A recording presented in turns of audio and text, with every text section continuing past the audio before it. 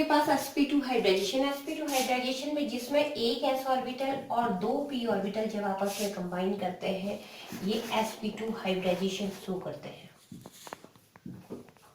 देखिए बहुत best example है BF3। फिर से हम ध्यान देते हैं बोरोन को, क्योंकि बोरोन क्या है, एक एटम है और ये ही घिरा है 3 फ्लोरीन एटम से, तो हम इसलिए इसी का हाइब्रिडाइजेशन या इसी के बेसिक ऑर्बिटल देखेंगे और इन्हीं ऑर्बिटल्स में या इसी के कक्षक में फ्लोरीन अपने इलेक्ट्रॉन की क्या करेगा, ओवरलैपिंग शो करेगा। तो बोरोन का एटॉमिक नंबर होता है 5, तो कॉन्फिगरेशन इसका आपको पता है 1s2 2s2 एंड 2p 1। ठीक है क्या, तो हम इसका जो स्ट्रक्चर देखते हैं, दिस इज द 2s2। अब मैं 5 में क्यों 2s और 2p के ले रही हूँ, ध्यान दीजिए, क्योंकि 2 एंड 3 कॉन्फ़िगरेशन हमेशा जो बाहर के कक्षक है उन्हीं वही इलेक्ट्रॉन क्या करते हैं, बॉन्डिंग में पार्टिसिपेट करते हैं, बंध बनाने में यूज होते हैं। अब इसको हम देख देते हैं 2p1। ठीक हो गया। Now boron in excited state, जब भी बोरॉन को इस सिस्टम को अगर कहीं से एनर्जी मिलेगी तो जो बाहर के कक्षक के इलेक्ट्रॉन है वो ही क्या करते हैं, इलेक्ट्रॉन इजेक्ट करते हैं या फिर निकालते हैं। तो अब यहाँ पे बाहर के इलेक्ट्रॉन, अगर वो 3 इलेक्ट्रॉन कौन है, 2 और ये 3 इलेक्ट्रॉन, तो डेफिनेटली यहाँ पे हुंड फॉलो करने के अकॉर्डिंग ये वाला ही इलेक्ट्रॉन क्या करेगा, हायर लेवल में जंप करेगा, ना कि ये वाला। अगर ये वाला इलेक्ट्रॉन जंप करेगा तो क्या होगा, ये हुंड्स के रूल का अपवाद होगा जो आप पढ़ चुके हैं। दिस इज दैट एक इलेक्ट्रॉन, और ये जो इलेक्ट्रॉन जंप करेगा हायर लेवल में वो इस तरह से ये वाला इलेक्ट्रॉन जंप करके सेम स्पीड में यहाँ पे आ जाएगा। Now next one is the BF3 in hybridised state. Hybridised state में क्या होता है कि ये एक ऑर्बिटल का एक इलेक्ट्रॉन और यहाँ पे आपके पास है ये 3 ऑर्बिटल के 2 इलेक्ट्रॉन।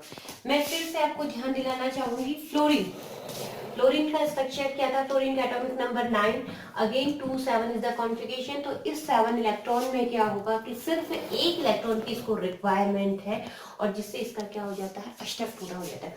तो अष्टक पूरा होने के लिए 3 फ्लोरीन है, तो एक फ्लोरीन यहाँ पे अपनी बॉन्डिंग शो करेगा, दूसरी यहाँ पे शो करेगा और तीसरी यहाँ पे शो करेगा। Now we come to the next BF3 in hybridised state में। आप देखें यहाँ पे कि एक फ्लोरीन यहाँ पे, दूसरी फ्लोरीन यहाँ पे और तीसरी फ्लोरीन यहाँ पे। तो इस तरह से क्या हो गया, एक s ऑर्बिटल और 2 p ऑर्बिटल के ऑर्बिटल पार्टिसिपेट किए और क्या फॉर्म के, sp2 हाइब्रिडाइजेशन फॉर्म करते हैं।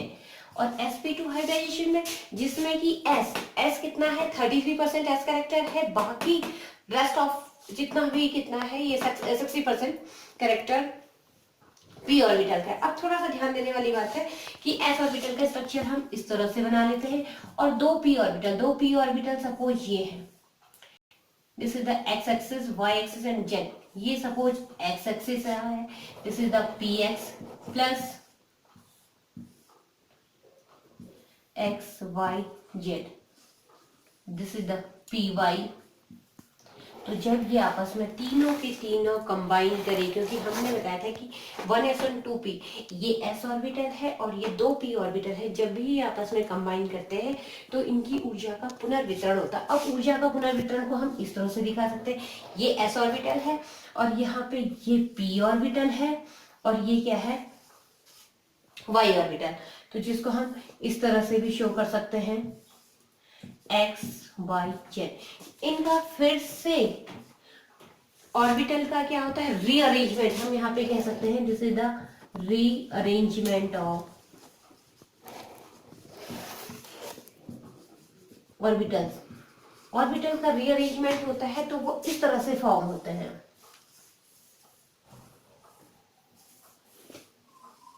और फाइनली ये क्या बना लेते हैं, B इज द सेंटर और ये आ जाता है आपके पास फ्लोरीन का 3 कॉर्नर में BF3। तो इस तरह से ये स्ट्रक्चर क्या बना, ये बनता है ट्राइगोनल प्लेनर।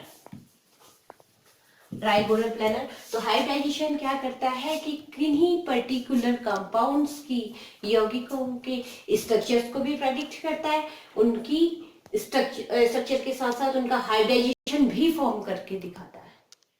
अब हम देखते हैं sp3 हाइब्रिडाइजेशन। sp3 हाइब्रिडाइजेशन में एक s ऑर्बिटल और 3 p ऑर्बिटल आपस में पार्टिसिपेट करेंगे, इनका एनर्जी का रीडिस्ट्रीब्यूशन होगा और ये क्या फॉर्म करेंगे, sp3 हाइब्रिडाइजेशन। तो इनसे सबसे अच्छे एग्जांपल हम देख लेते हैं CH4, SiCl4, CCl4, carbon tetrachloride.